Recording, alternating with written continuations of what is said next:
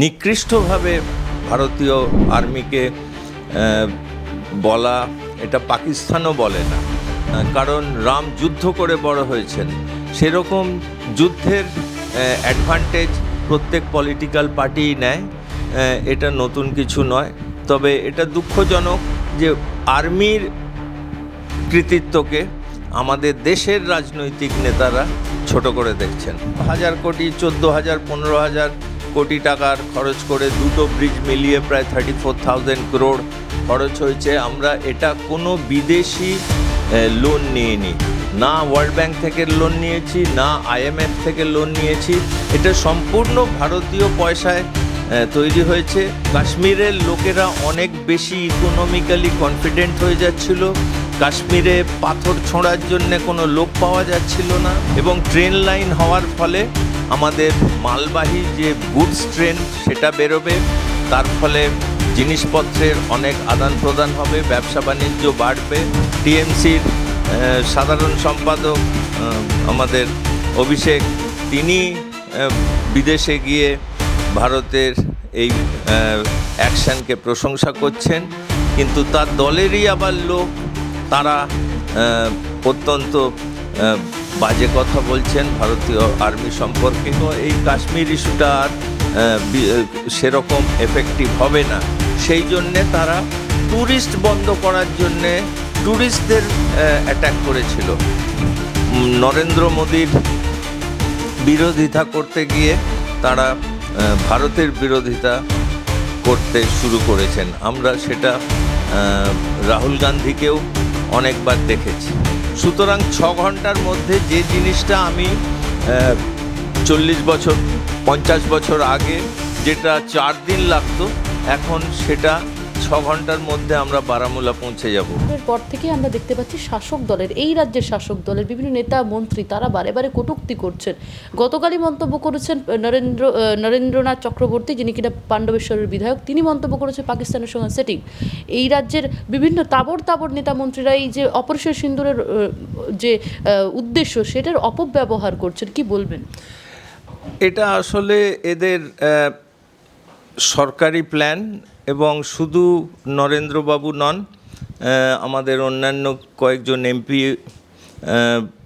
তারাও তৃণমূলের ভারতীয় সেনাবাহিনীকে অপমান করছেন আমার মনে হয়, এবং এতটা নিকৃষ্টভাবে ভারতীয় আর্মিকে বলা, এটা পাকিস্তানও বলে না। সুতরাং আমার মনে হয় এটা দেশদ্রোহী চিন্তাধারা, এবং NIA should take some action against them, কারণ এটা ভারতীয় ডিফেন্স ফোর্সের পক্ষে একটা লজ্জা। তার মানে বলা হচ্ছে যে ভারতীয় ডিফেন্সের সৈনিকরা একটা ড্রামা করছে। এর চেয়ে বেশি মানে অপমানজনক আর কিছু হতে পারে না, এবং তারা দেশের সিলেক্টেড MLA অ্যান্ড MP। এটা অত্যন্ত দুঃখজনক ঘটনা। আপনার কি মনে হয় যে কেন্দ্র বিরোধী হতে গিয়ে সেনা বিরোধী হয়ে যাচ্ছেন রাজ্যের শাসক দল?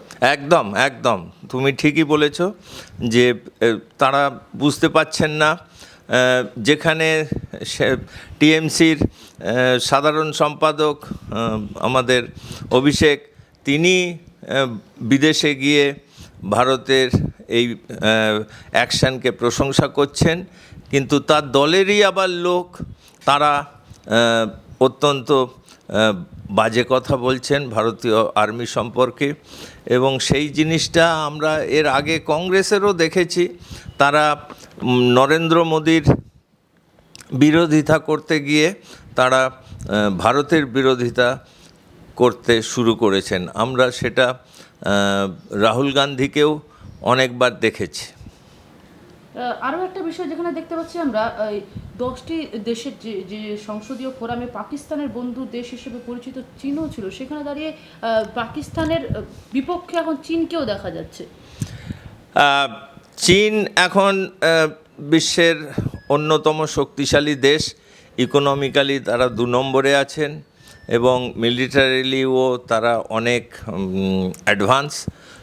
এখন তারাও সেই আমেরিকার মতো বিজনেস ফার্স্ট, মানে ক্ষমতা মিলিটারি ক্ষমতাটা আসে তার পয়সার দিক থেকে।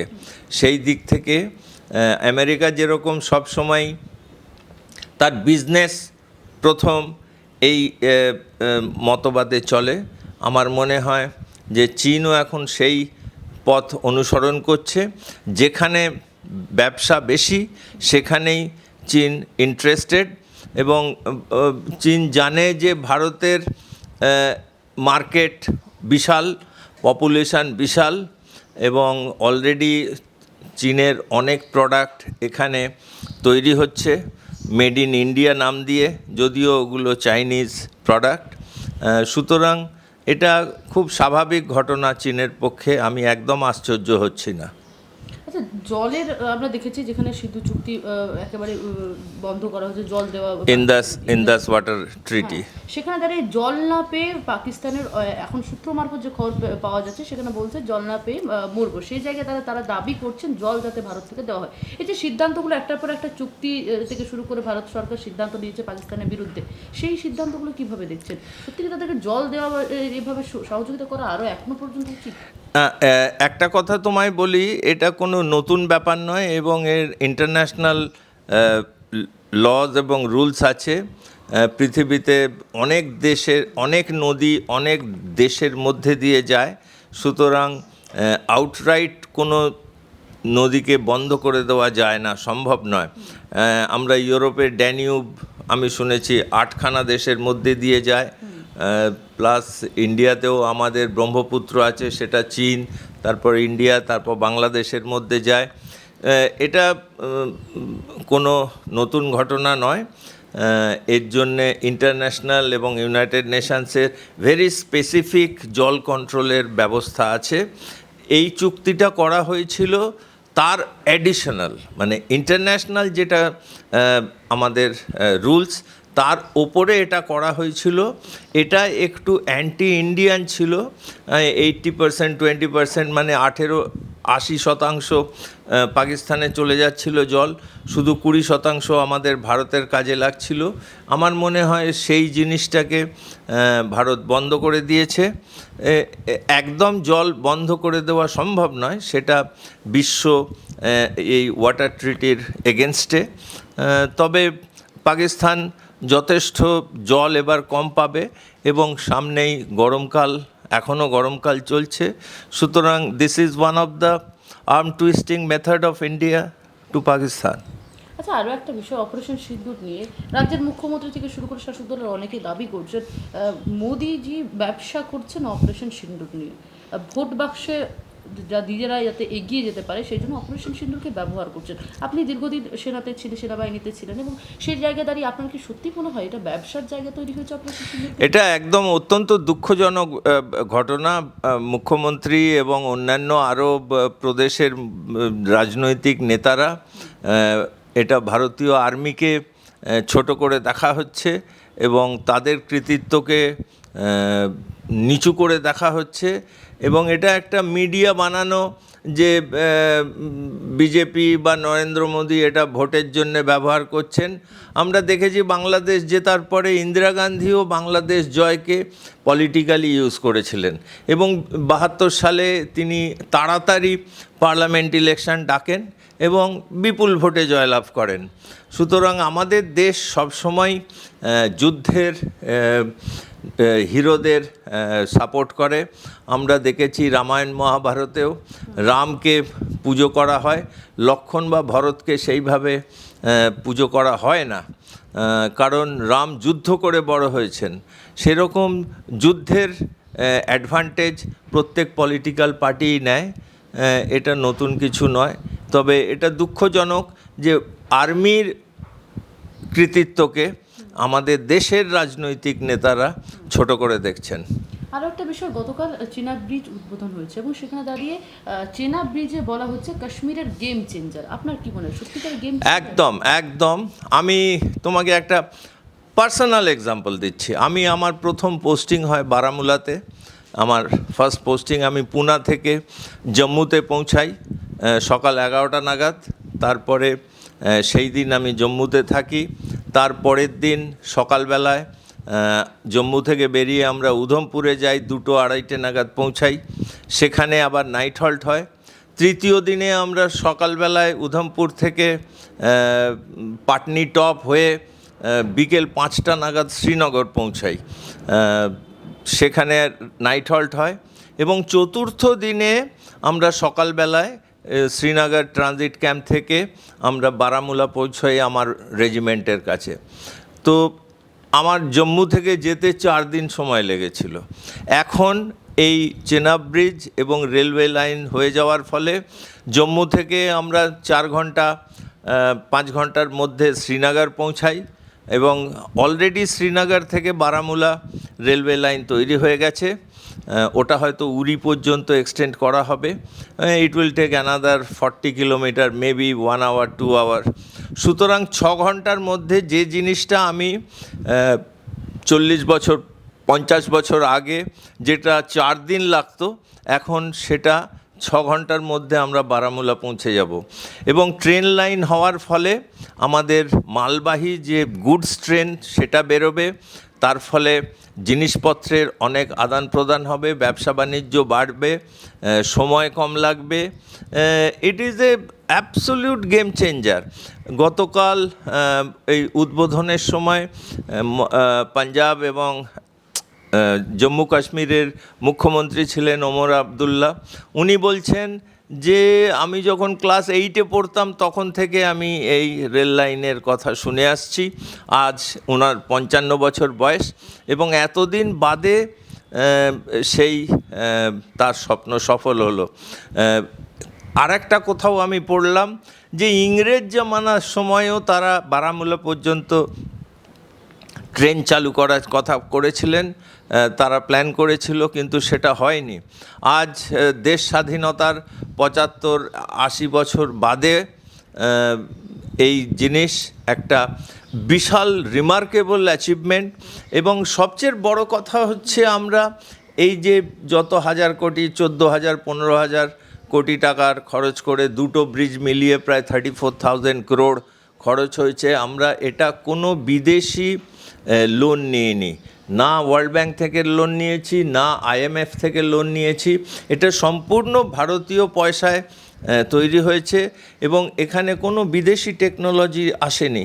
মানে আমরা কোনো জার্মান টেকনোলজি বা জাপানিজ টেকনোলজি নিয়ে আমরা এই বানাইনি এবং সারা পৃথিবীর সমস্ত এটা একটা টেকনোলজিক্যাল মার্ভেল এবং এটা ভারতবর্ষকে অনেক উঁচু স্থানে নিয়ে যাওয়া।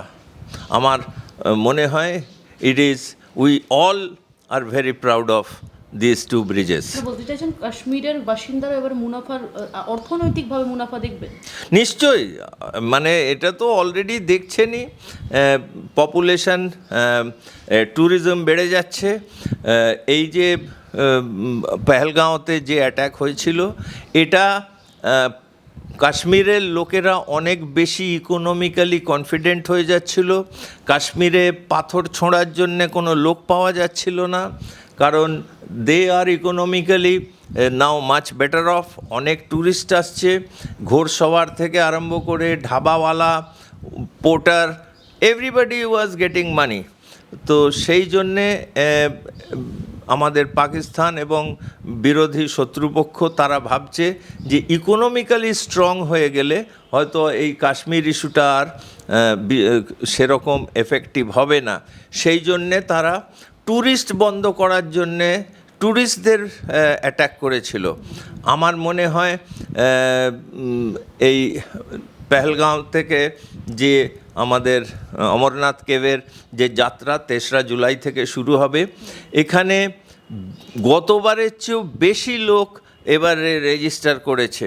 এটা একটা আমাদের দেশের প্রতিবাদ হিসেবে আমি মনে করছি যে যেটা সন্ত্রাসবাদীরা, যেটা টেররিস্টরা কাশ্মীরকে ইকোনমিক্যালি উইক করে দেওয়ার চেষ্টা করছিল, আমার মনে হয় যে এই ট্যুরিজমের ইনফ্লাক্সটা সেটাকে নেগেট করছে এবং এটা আমাদের পাকিস্তানকে দমানো যাবে আপনার মনে হচ্ছে? না, পাকিস্তানকে দমানো যাবে না। পাকিস্তানকে দমানোর জন্যে অন্য ব্যবস্থা করতে হবে, কিন্তু আমাদের কাশ্মীরের যে জনসংখ্যা তারা ইকোনমিক্যালি বেটার অফ হবে এবং তাতে তারা সন্ত্রাসবাদী থেকে মুখ ফিরিয়ে তারা দেশের জন্যে they will be happy for their economical growth এবং স্কুল কলেজ রিজার্ভেশন চাকরি ফরেন ইনভেস্টমেন্ট সব দিক দিয়েই এখন কাশ্মীর অনেক এগিয়ে যাচ্ছে। বাংলা হান্টের আরও খবর দেখতে নজর রাখুন। বাংলা খবর মানেই বাংলা হান্ট।